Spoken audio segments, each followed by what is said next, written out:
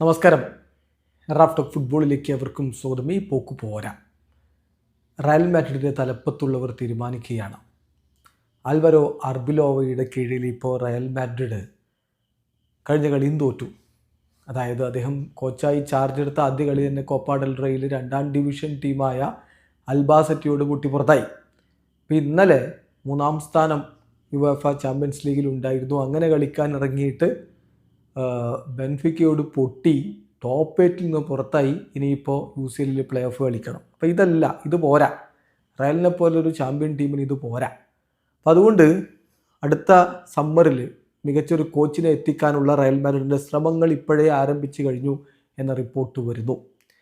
അതിനായി നേരത്തെ നമ്മൾ കേട്ടിരുന്നത് തീർച്ചയായിട്ടും യർഗൻ ക്ലോപ്പിൻ്റെ പേരാണ്. പക്ഷേ ക്ലോപ്പിൻ്റെ ഭാഗത്ത് നിന്ന് ഇതുവരെ ഒരു പോസിറ്റീവായിട്ടുള്ള പ്രതികരണമൊന്നും നമ്മൾ കേട്ടില്ല. ഇപ്പോഴിതാ ഉനായ് എമറി, റയൽ മാഡ്രിഡ് അദ്ദേഹത്തെ കോച്ചാക്കാൻ വേണ്ടിയിട്ടുള്ള ശ്രമങ്ങൾ നടത്തുന്നു എന്ന വാർത്ത പുറത്തേക്ക് വരുന്നു. സ്കൈ സ്പോർട്സ് ആണ് റിപ്പോർട്ട് ചെയ്തിരിക്കുന്നത്. അവരുടെ റിപ്പോർട്ടർ പാട്രിക് ബെർഗറാണ് ഇക്കാര്യം റിപ്പോർട്ട് ചെയ്യുന്നത്.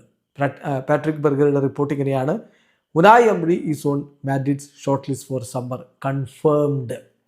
മാഡ്രിഡിൻ്റെ സമ്മറിലേക്കുള്ള, അതായത് വരുന്ന സമ്മർ സമയത്ത് കോച്ചാക്കാൻ വേണ്ടിയിട്ട് അവർ തീരുമാനിക്കുന്ന ഷോർട്ട് ലിസ്റ്റിൽ ഉനായ് എമറി ഉണ്ട്. Initial contact has already been made. അപ്പോൾ ഇനീഷ്യൽ കോണ്ടാക്ട് നടത്തിയിരിക്കുന്നു. ഉനായ് എമറിയുമായിട്ട് പ്രാഥമികമായിട്ടുള്ള കമ്മ്യൂണിക്കേഷൻസ് നടത്തിക്കഴിഞ്ഞു എന്നാണ് പാട്രിക് ബെർഗർ കൺഫേം ചെയ്ത് പറയുന്നത്. ഇപ്പോൾ ആസ്റ്റൺ വില്ലയിൽ വളരെ മികച്ച രൂപത്തിലാണ് അദ്ദേഹം ടീമിനെ കൊണ്ടുപോകുന്നത്. ആസ്റ്റൺ വില്ല നമുക്കറിയാമല്ലോ, മിന്നും പ്രകടനമാണ് നടത്തുന്നത്. അദ്ദേഹത്തിൻ്റെ വർക്ക് റയൽ മാഡ്രിഡിൽ പലരെയും വല്ലാതെ ഇംപ്രസ് ചെയ്തിട്ടുണ്ട്. എമറി 2029 വരെ ആസ്റ്റൺ വില്ലയിൽ കോൺട്രാക്റ്റുള്ള കോച്ചാണ്. പക്ഷേ അദ്ദേഹത്തെ വരുന്ന സമ്മറിൽ എത്തിക്കാനുള്ള നീക്കങ്ങൾക്ക് തുടക്കം ഇട്ടിരിക്കുന്നു റയൽ മാഡ്രിഡ് എന്നാണ് പാട്രിക് ബെർഗറുടെ റിപ്പോർട്ട്. ഇതിൽ നമ്മുടെ സുഹൃത്തുക്കൾക്ക് വിശ്വാസമുള്ള ഫബ്രീസിയോ എന്ത് പറയുന്നു കൂടി നോക്കാം. ഫബ്രീസിയോയും ഒരു കാര്യം പറയുന്നുണ്ട്: റയൽ മാഡ്രിഡ് ഇൻറ്റേർണലി ഉനായ് എമറിയെക്കുറിച്ച് ചർച്ച ചെയ്തിട്ടുണ്ട്.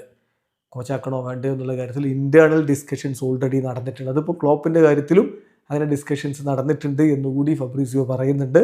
As of now internal discussion നടക്കുന്നു. ഏതായാലും ആർബിലോ തന്നെ ഈ ഒരു സീസണിൻ്റെ അവസാനം വരെ തുടരും. അദ്ദേഹത്തിന് തന്നെയാണ് അവസാനം വരെ ചാൻസ് ഉള്ളത്, സീസൺ അവസാനം വരെ ചാൻസ് ഉള്ളത് എന്നുകൂടി ഫബ്രീസിയോ പറയുന്നുണ്ട്. വീഡിയോ അവസാനിക്കുന്നു. ഫുട്ബോൾ ലോകത്തെ കൂടുതൽ വിശേഷങ്ങളുമായി റഫ് ടോക്സിൽ വരാം.